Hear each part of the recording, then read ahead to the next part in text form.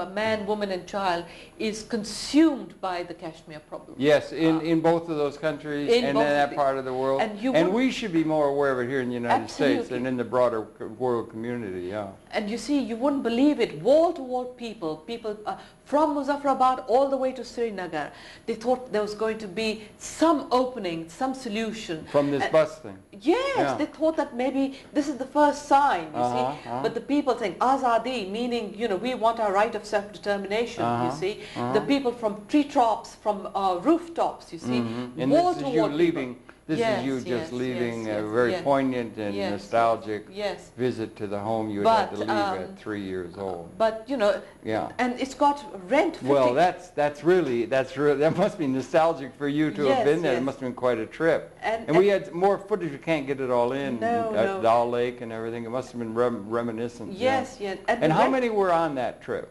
30 people. 30. You only permitted 30. And are there more people going now, or is it still being observed, or what's the status since then? Well, it still is, but the problem is, if there are 30 people who go there, then what happens is they have to come back.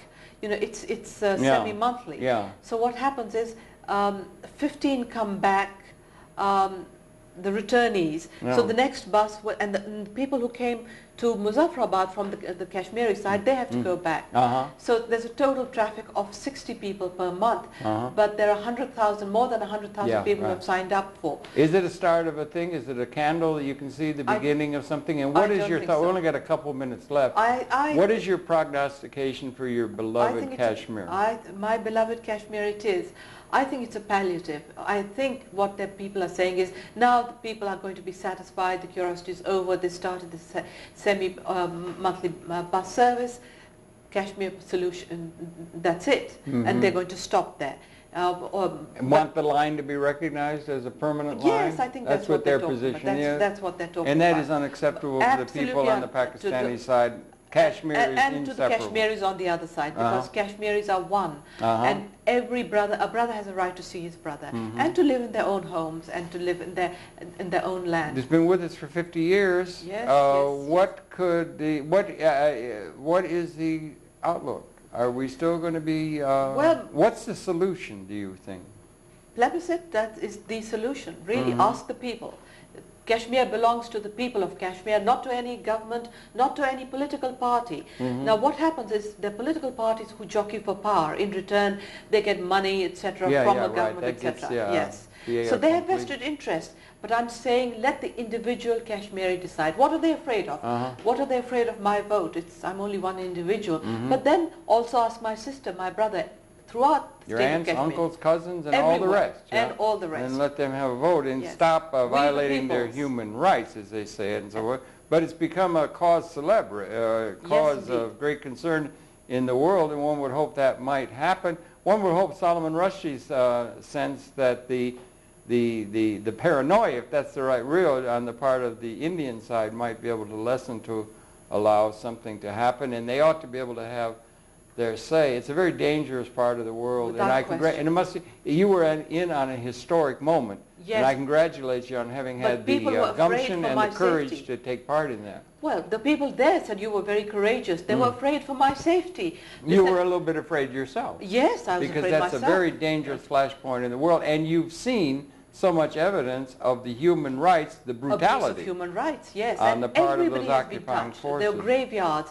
and the human rights organizations who wanted to get in touch with us and say, you know, take our message, you know, overseas and in America. You see, so everybody has lost somebody or the other. So it's very painful, and you know, but. Do you think there's any chance that that if they were to go, that you've got a Kashmir identity, that there would be another there'd be 192 countries at the UN, that Kashmir could have the viability to establish itself as an independent country? Absolutely. Is there sentiment among Kashmiris to say, a plague on both your houses, we would like to be independent of both, be gone? Well, there are lots of Kashmiris who think that way. And if that were to be the majority opinion, so be it. But there's a great deal of sentiment for Pakistan as well. In, say, downtown Kashmir, I mean, I said, oh, you've come from the Pakistani side, Azad Kashmir? Their faces would light up. if you took a vote over you see, I'm a very methodical person. I said, let's count the votes, you see. So, but I would say at that time they would say Pakistan, but I'm conscious of the fact that lots of people would say independent Kashmir, and it's certainly viable. And why not? Why can't Well, I think it would really behoove the whole world community, including the people at the UN and everyone else, to take careful note of what's there and help usher in a situation where this can be diffused and a situation can be reached that can be mutually agreeable to the people, because, as we say, it's one of the most dangerous parts of the world. And I'm sorry you lost the home where you were with 3-year-old and so forth. What a pity. And, but I'd like to go and live there, you know. All right. Yeah, you would like to go and live home. Yeah, yes, right. yes. I can understand. Well, listen, Farida, thank you very much. It was a pleasure talking Thank you very much for coming in. We only scratched the surface. A huge subject, but it's one that we all in the world community should understand better, because it's such an important and strategically significant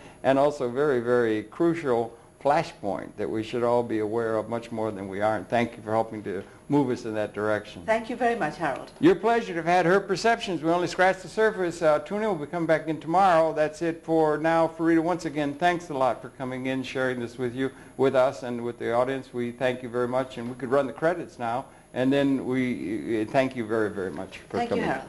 And we invite you to tune in and come back.